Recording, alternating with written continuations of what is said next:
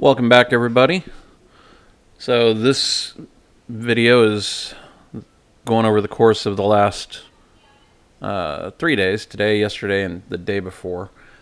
I didn't have a lot of time. I had a whole bunch of other things going on.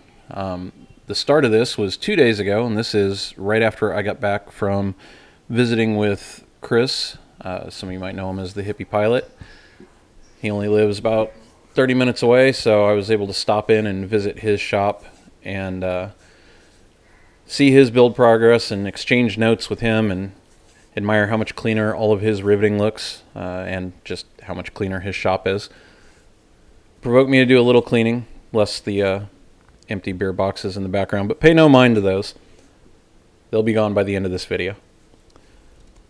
Anyhow, the left aileron is done, so this was on to the right one. It's the exact same as what you already watched if you watched the other one, but maybe the commentary will be a little different this time, or you'll get a different camera angle you didn't see. I do get some close-ups of some of the riveting action, and at the very end there will be a mystery unboxing. Excitement, right? So stick around or jump ahead, however you want to do it. There you see me with the long number 30 bit, just reaching through that rib and drilling the hole in the back side of that pipe counterweight. The second one of everything you ever do on this plane always comes out so much nicer. I try to alternate between the left and right wings so they equally have nice and questionable parts on them.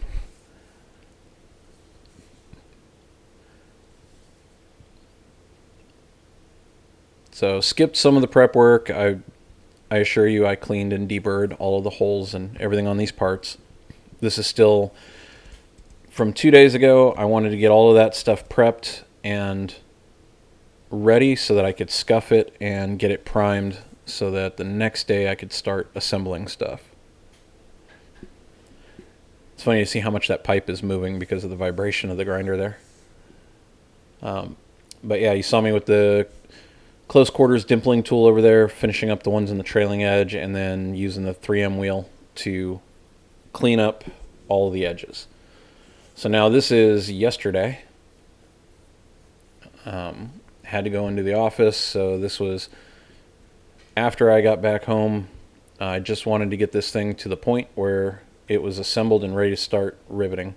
So now you see me going along that leading edge with the edge forming tool, and that's just putting a very slight bend in the end of that leading edge so that when it sits down over the trailing edge later, it makes a nice tight seam. At least that's the plan.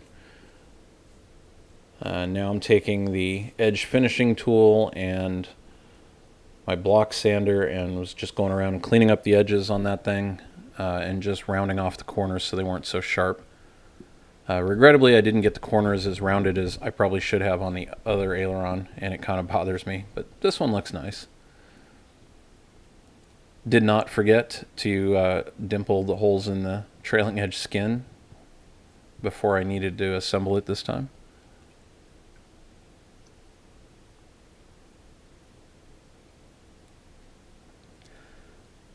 I'm going to patent that grip right there. That is one of the most comfortable ways to actually hold that squeezer, especially when you're doing a long row like that.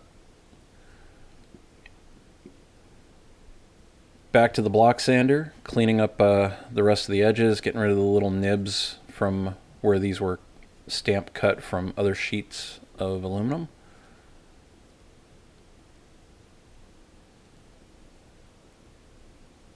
And now everything is primered and ready to go, so I went ahead and put those nose ribs on the correct side this time. Didn't have to take them back off. Get that all clecoed in place.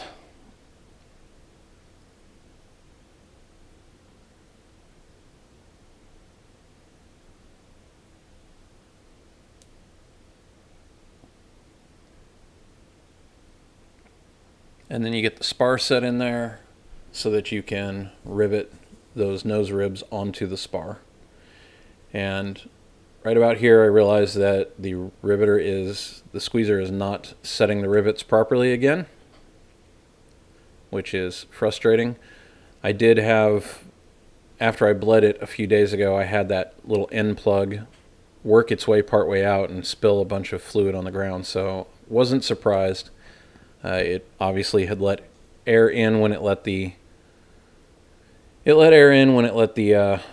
fluid out. So nothing you can do about it. Just gotta get it all set up to bleed again. So I decided to leave all of this in here so you can get an idea what's involved.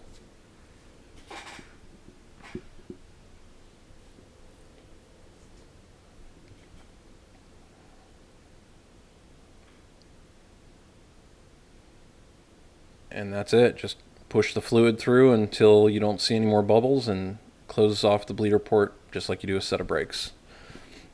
And much better now. It's setting dash 4 rivets properly again.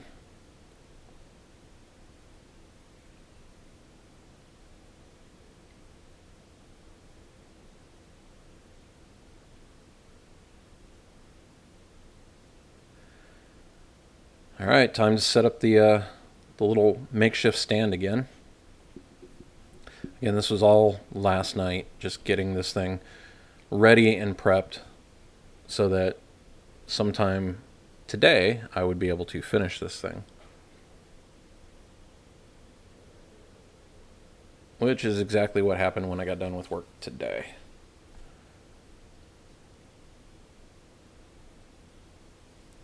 That edge facing me is the top of the aileron, so this is the one that you got to put the driven rivets into. And everything else you leave just kind of hanging so that you can reach up and around and get inside with the bucking bar. So now we're all caught up to today.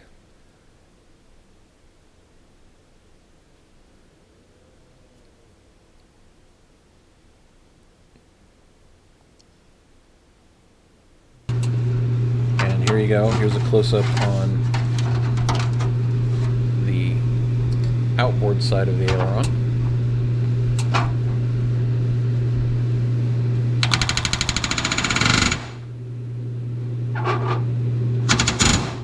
Complete with realistic riveting noises.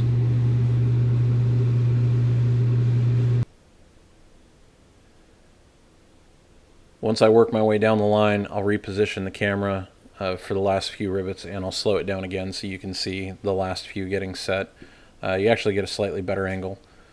But if you've never set rivets before, it gives you an idea what's involved and kind of how you have to position your hand.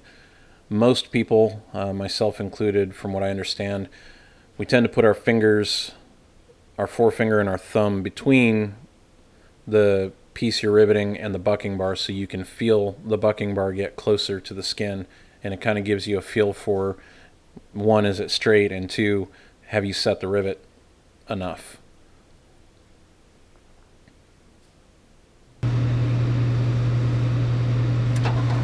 There you go. You can see I'm on the last few. Now my fingers are blocking it, but that's so I can feel what the bucking bar is doing.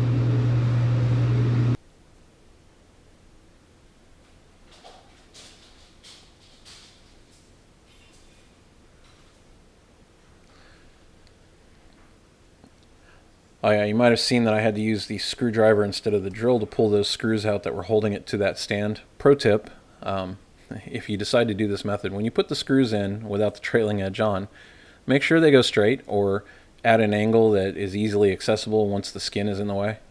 The screw on this side had angled towards where the skin would be. Made it a little more challenging to get out, but anyhow, you like the ominous positioning of the mystery box back there in the left. That's just, to pique your interest. Anybody who knows anything knows that's an aircraft spruce marking on there.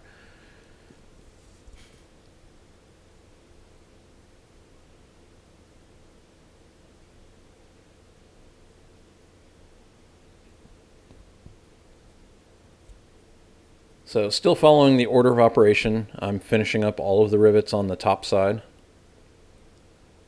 And then as you get the ribs out and cleco them in position and rivet the top side of those, still leaving the bottom side untouched until you get to it.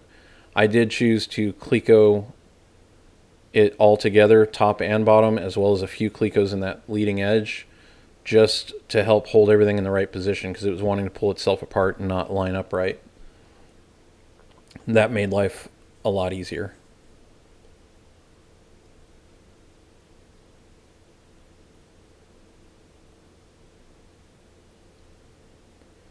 So here we are on the bottom side.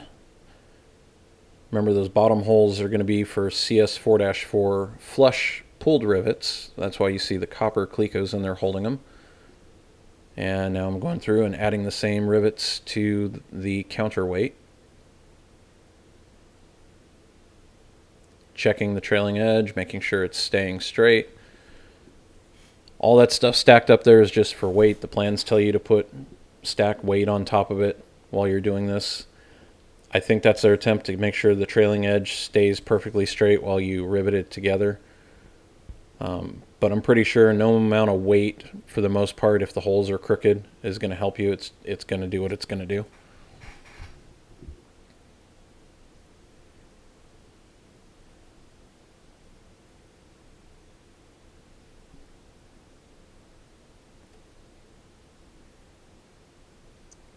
That very last rivet in the trailing edge is a very odd angle to try and get to because the squeezer doesn't want to fit in there, but if you angle it just right, as you squeeze it, you can straighten it out and just get it to set the rivet.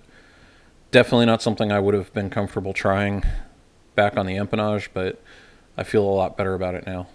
So now just adding the pulled rivets to the bottom, which is pretty much finishing up the aileron here. Notice that this time I completely left those brackets off. Made life much easier. I still don't see a legitimate reason for them to be on until now, so now I'm adding them. And unlike the other day, I did figure out that my deep well Milwaukee socket is thin-walled enough that it'll fit on a few of the bolt heads. It still won't do all of them, but it'll do most of them, which made life much, much easier because I could run the majority of them down with the ratchet there and then finish them off with the torque wrench. On this side, you're going to see I still can't use it at all. On the bolt heads, I can put it on one of the nuts, that bottom one, there you go, and run it down, but it won't get on that top one. So just like I did with all of them on the other one, I had to sit there and go a small turn with the wrench at a time until it got snug. And then go bust out the torque wrench.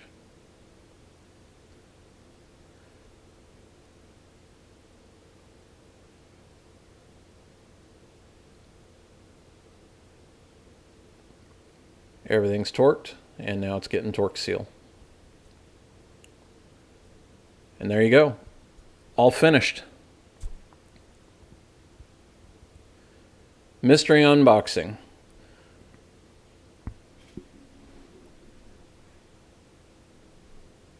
This should be pretty much the last item, well, one of the last two items I'm waiting on before I'm willing to close up the wings.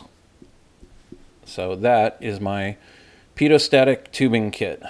You got your pitot-static lines, you've got your AOA line, and all of the fittings. The static line is going to go in the fuselage somewhere. I think it gets mounted in aft fuselage, but the other two lines are going to run through the wing. So I needed those now.